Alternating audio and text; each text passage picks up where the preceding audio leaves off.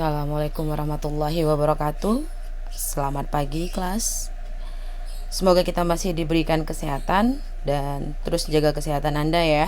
Jaga imunitas tubuh Anda, konsumsi vitamin dan terapkan social distancing. Karena sehubungan dengan beredarnya surat dari Estemek Amik Riau terkait untuk upaya pencegahan wabah corona COVID-19, maka terhitung hari ini perkuliahan akan dilaksanakan secara daring. Baik kelas, untuk pertemuan kali ini kita akan membicarakan terkait dengan data security. Kita langsung saja ya. Apa sebenarnya itu data? Data adalah sekumpulan fakta yang belum terorganisasi, belum disusun, yang semestinya bisa diproses menjadi sebuah informasi.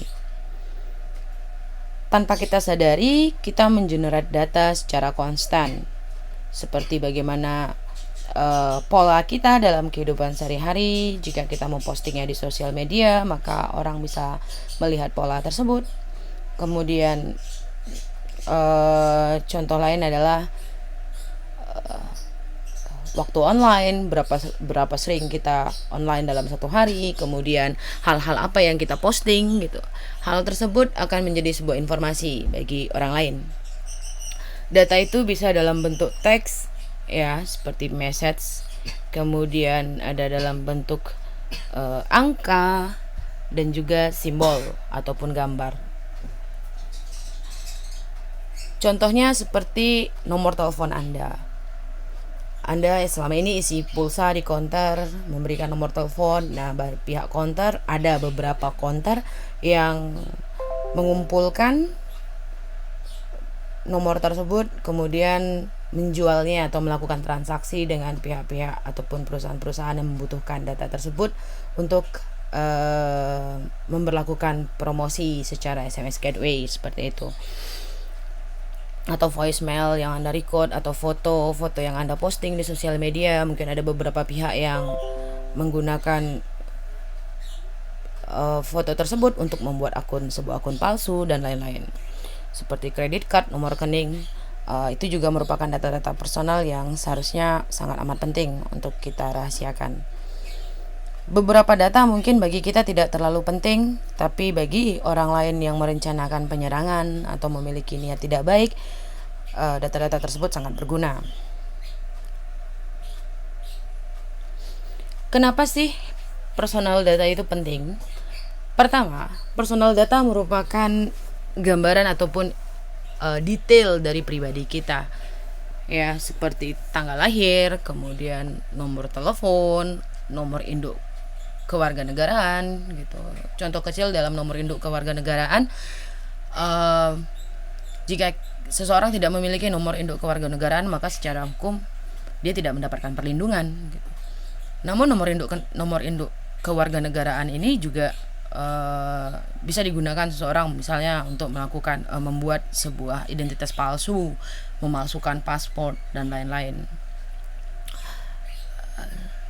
Personal information atau informasi pribadi Anda tersebut gitu bisa digunakan oleh penyerang untuk mengakibatkan financial loss atau kerugian finansial kita, kemudian atau kerugian kita secara emosional gitu, pencemaran nama baik dan lain-lain.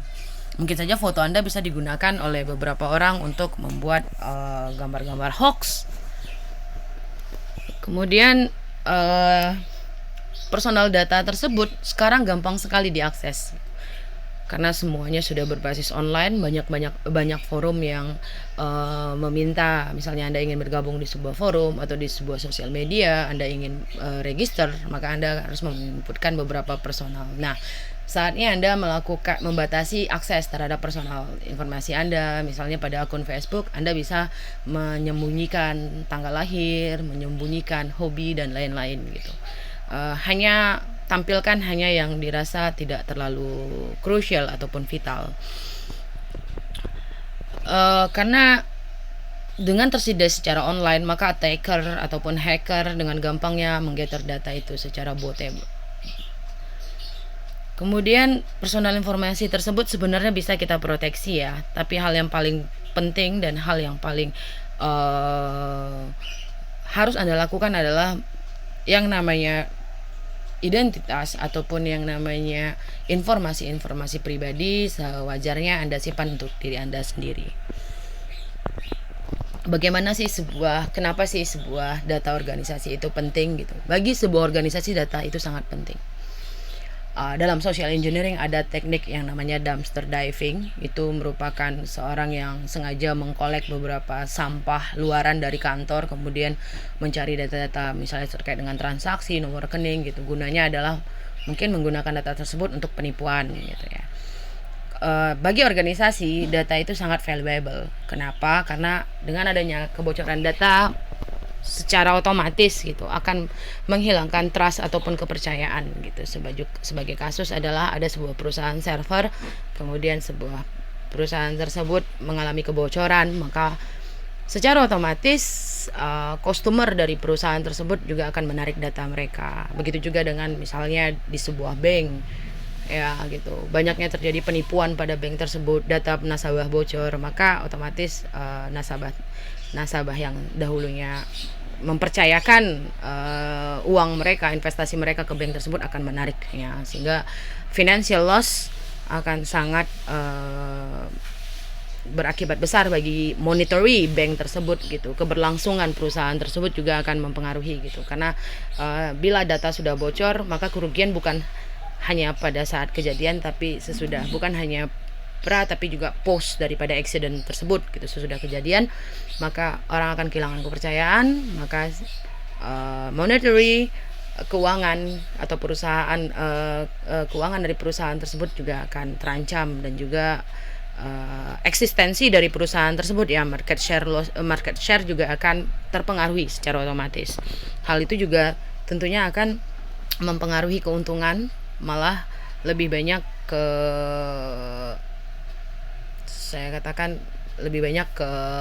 kerugian yang akan diterima oleh sebuah perusahaan, sehingga data sangat amat penting bagi sebuah perusahaan. Kita harus bisa membedakan antara data dan informasi ya. Informasi itu tidak akan muncul jika tidak ada data-datanya gitu. Apakah informasi tersebut benar atau tidaknya tetap saja diproses melalui sebuah data. Bisa jadi hoax itu diproses dari beberapa data yang sengaja pelintir atau data-data yang sengaja dipalsukan sehingga hasilnya adalah hoax. Misalnya sebuah foto, kemudian foto tersebut diedit, foto A dan foto B diedit seolah-olah mereka bersama, itu juga merupakan sebuah informasi kemudian diviralkan, dan hal tersebut tentu akan merugikan dari pihak yang data fotonya tadi diambil gitu. Sebenarnya perbedaan antara data dan informasi itu kalau kita analogikan itu seperti sebuah ibarat musik dan suara. Di sini kita katakan adalah suara itu adalah data, sedangkan musik adalah informasi. Dimana seperti suara petikan jari, kemudian suara tepuk tangan, dan suara siulan, jika digabungkan akan menjadi sebuah alunan musik. Nah, seperti itu merupakan analogi paling simpel antara data dan informasi. Ancaman terhadap data secara garis besar itu ada 3. Yang pertama itu adalah ancaman data dari bencana alam ya, seperti gempa bumi, kemudian banjir. Di Indonesia ini sering banjir, kemudian kebakaran, lalu puting beliung, angin, kemudian atau tsunami ya. Itu sangat amat mengancam gitu. Jadi perlunya ada proses misalnya seperti backup server atau store di cloud gitu, untuk menyimpan data-data penting yang secara lebih aman gitu daripada physical server yang saat ada gempa bumi dan tsunami mungkin saja data tersebut bisa hilang atau rusak. Kemudian ada lagi contoh untuk natural disaster seperti sekarang ini, bisa kita katakan pandemi daripada COVID-19 juga merupakan natural disaster ya, karena dengan adanya COVID orang menjadi panik meninggalkan beberapa data gitu, dan hal tersebut juga bisa menyebabkan data menjadi hilang. Kemudian ancaman yang kedua itu adalah ancaman dari diri Anda sendiri. Ya, ini merupakan ancaman yang paling sering terjadi. Jadi kita yang tidak mawas diri, kita yang kurang waspada, perilaku-perilaku kita yang kurang berhati-hati dalam mengamankan data. Contoh seperti sekarang Anda memposting beberapa video-video TikTok Anda agar viral, namun kedepannya video-video tersebut akan beredar gitu saat Anda sudah beranjak lebih dewasa gitu. Dan Anda menjadi seorang yang sukses, pejabat publik dan lain-lain, mungkin video-video tersebut akan menjadi aib bagi Anda seperti itu. Jadi berhati-hatilah dalam mengekspos diri. Ancaman data yang dari Anda itu bisa seperti bagaimana Anda tidak berhati-hati dalam meletakkan barang gitu, menyimpan barang-barang penting, atau menggunakan laptop tapi di sekitar Anda ada kayak air di dalam air Anda minum, meletakkan gelasnya tersebut di samping laptop sehingga tidak sengaja tersenggol, menghancurkan laptop rusak, kemudian data juga hilang.